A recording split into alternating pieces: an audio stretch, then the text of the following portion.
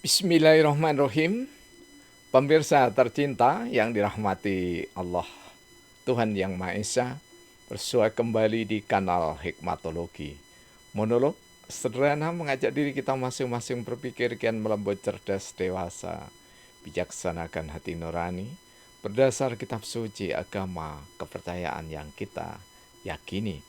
Tentu saja upaya serius terus-menerus tak kenal putus untuk menghayati, mempedomani, mengamalkan Pancasila niscaya dalam kehidupan sehari-hari. Ketika kita mengamalkan agama kita masing-masing, tentu saja termasuk di dalamnya dalam perspektif sosial, maka kita mengamalkan Pancasila juga di dalamnya. Pemirsa, banyak sekali ketika kita bersua dengan jamaah, bahkan tak jarang di dalam silaturahim, pertanyaan bagaimanakah caranya supaya bisa khusyuk di dalam sholat. Kali ini kita menjawab dengan terapan. Tentu saja dasarnya adalah normatif. Jadi ada dasar syariat dan juga ada dasar sunnah. Termasuk di dalamnya adalah petunjuk atau fatwa dari ulama. Jika kita bertanya apa kuncinya, maka kita akan mendapati di dalam surah kedua Al-Baqarah ayat 45-46 gitu ya.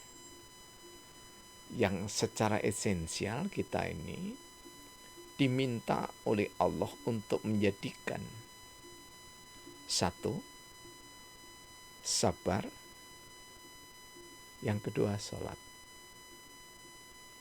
Supaya apa? Supaya kita nanti ihsan, di mana dalam surah Asy-Syu'ara 219 Allah berfirman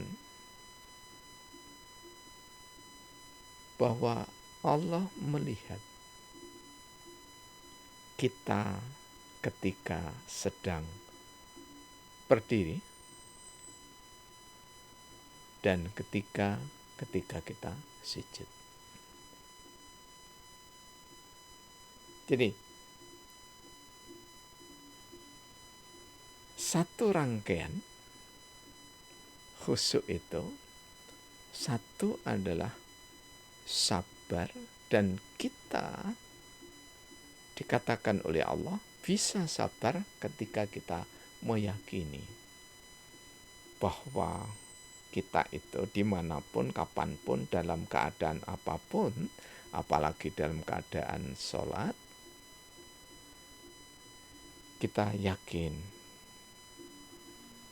ihsan, ya, merasakan, meyakini, dilihat oleh Allah SWT.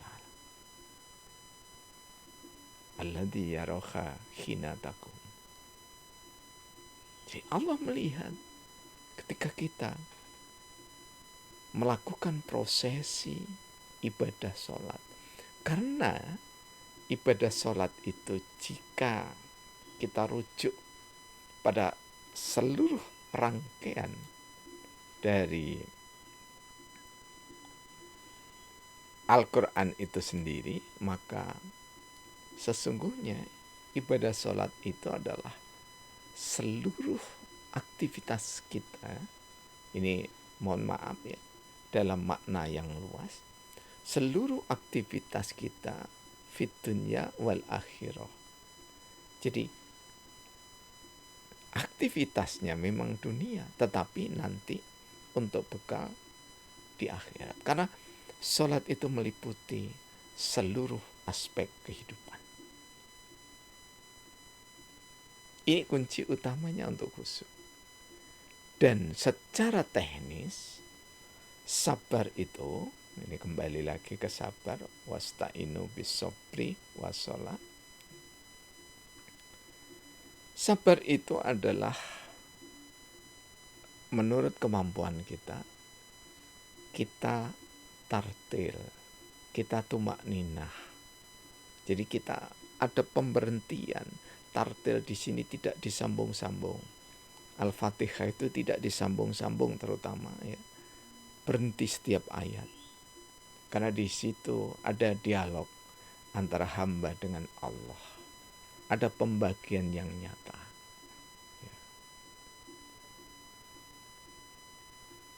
Kesabaran ini kemudian tidak menyambung antara rukun satu dengan yang lainnya. Contoh menyambung itu begini.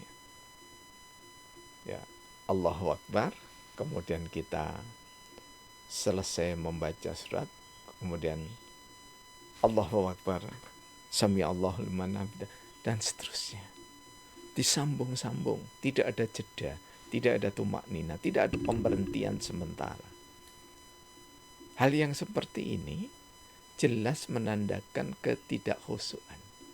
Jadi khusyuk itu terukur dari kesabaran kita, dan kita dikatakan sabar ketika melakukannya sesuai dengan tuntunan Rasulullah Muhammad SAW yang sudah dijelaskan dalam berbagai kitab fikih.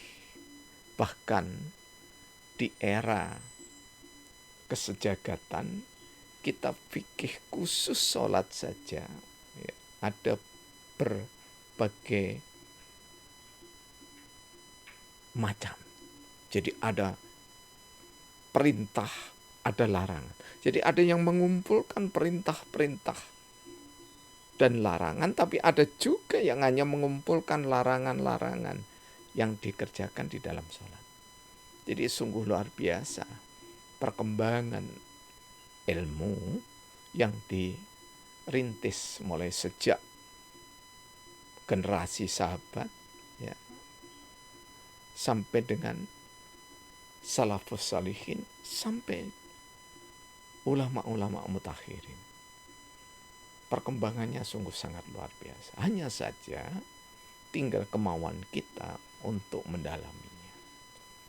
Apalagi dengan piranti setidaknya Android ini ya, kita mencoba setidaknya seminggu sekali, sepekan sekali, syukur kalau sepekan 2 kali, mencoba untuk menelaah tentang khusyuk di dalam sholat.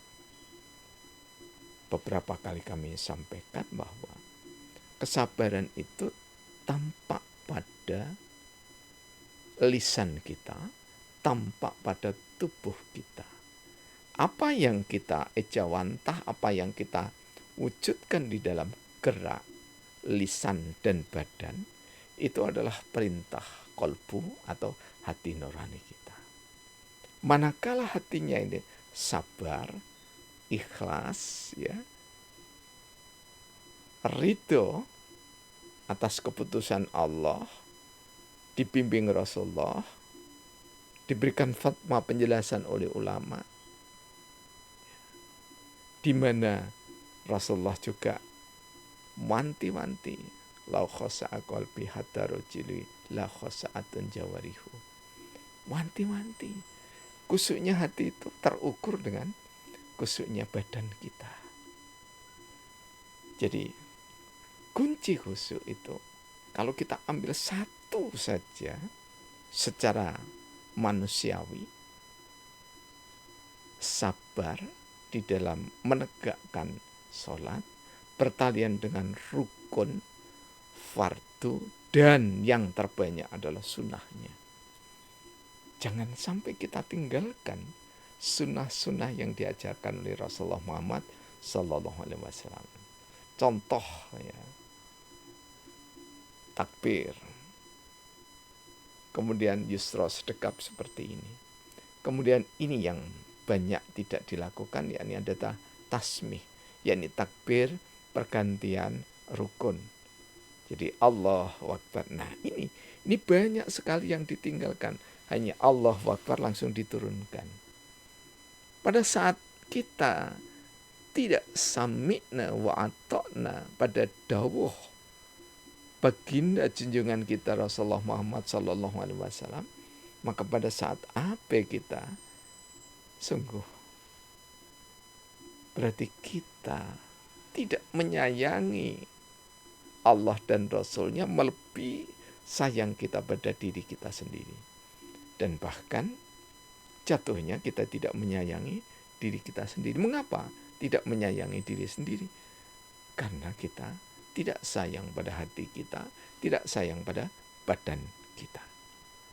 Yang sayang pada hati dan badannya, yang sayang pada jiwa dan raganya, maka akan melakukan salat dengan penuh kesabaran. Karena itulah ragam hadis menyebutkan jangan sampai ketika kita sholat dalam keadaan menahan kentut, menahan kencing, menahan buang air besar. Jadi menahan tiga hal tersebut sangat tidak dianjurkan. Karena itu akan menghilangkan kekusukan kita. Jadi jika memang kita niscaya harus terlambat dalam menegakkan salat fardu di masjid atau musola terdekat rumah kita atau tempat kerja kita, maka lebih baik terlambat daripada kita menahan kencing atau menahan kentut atau menahan apalagi menahan buang air besar. Jika kita melakukan itu, insya Allah kita akan khusyuk. Meskipun boleh jadi, ya, seperti kami tidak paham betul maknanya begitu. Tapi setidaknya kita secara garis besar berusaha memahami maknanya. Ketika Bismillahirrahmanirrahim, kita ingat bahwa Allah itu hendaknya diangkat dengan suara keimanan kita, suara batin kita, bahwa Allah itu Maha Pemurah, Maha Penyayang, Maha Cinta. Refleksi di dalam kehidupan sehari-hari atau perwujudan dalam kehidupan sehari-hari, maka mulai dari pandangan kita penuh dengan aroma cinta, lisan kita penuh dengan taburan cinta, karya kita penuh dengan taburan kasih sayang, pendengaran kita penuh dengan taburan cinta kasih.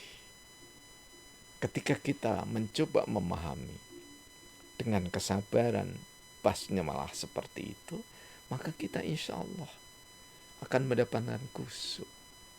Khusyuk itu adalah keridhaan, kerelaan seorang hamba bahwa kita sedang dilihat oleh Allah dan kita kembali kepada Allah. Kembali keseharian itu kembali menghadap kepada Allah melalui ritual, rutinitas istiqomah beribadah salat fardu di masjid Allah, baik lelaki maupun perempuan, ya, dalam keadaan damai dan aman. Ya. Kemudian kita juga berusaha untuk istiqomah.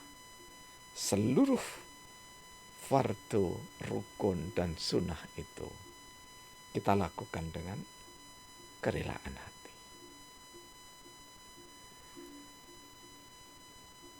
Ketika kita melakukan semua dengan ketulusan, kerelaan hati, dan kesabaran yang bertaut kait berkelindan satu dengan yang lainnya, maka khusyuk yang didapati di dalam sholat maka akan dibawa khusyuk di luar sholat. As-sholatu daimun. Sholat itu dipelihara terus menerus sehingga ruh sholat itu mewarnai seluruh aktivitas kita. Inilah salah satu makna tauhid sosial, di mana buku yang kami tulis sederhana itu sudah kami rilis, setidaknya kami terbitkan insya Allah sejak tahun 2018. Mudah-mudahan sentuhan singkat ini dan buku-buku kami nanti bisa terbit kembali, terutama yang baru, ya, Sair Sabdana Hikmatologi Kehidupan, yang kami rancang menjadi 7 jilid insya Allah, ya, dengan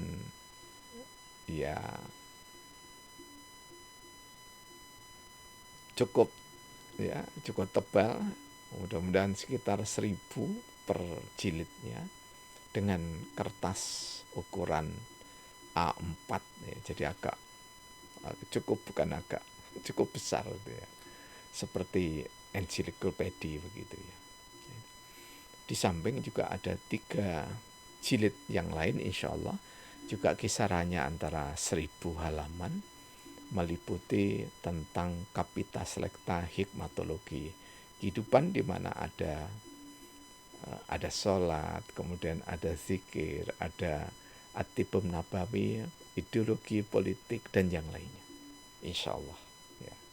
Untuk apa? Untuk menguatkan pemahaman salat kita sesuai dengan bidang kajian kami dalam ilmu sosial, khususnya pengembangan hikmatologi kehidupan.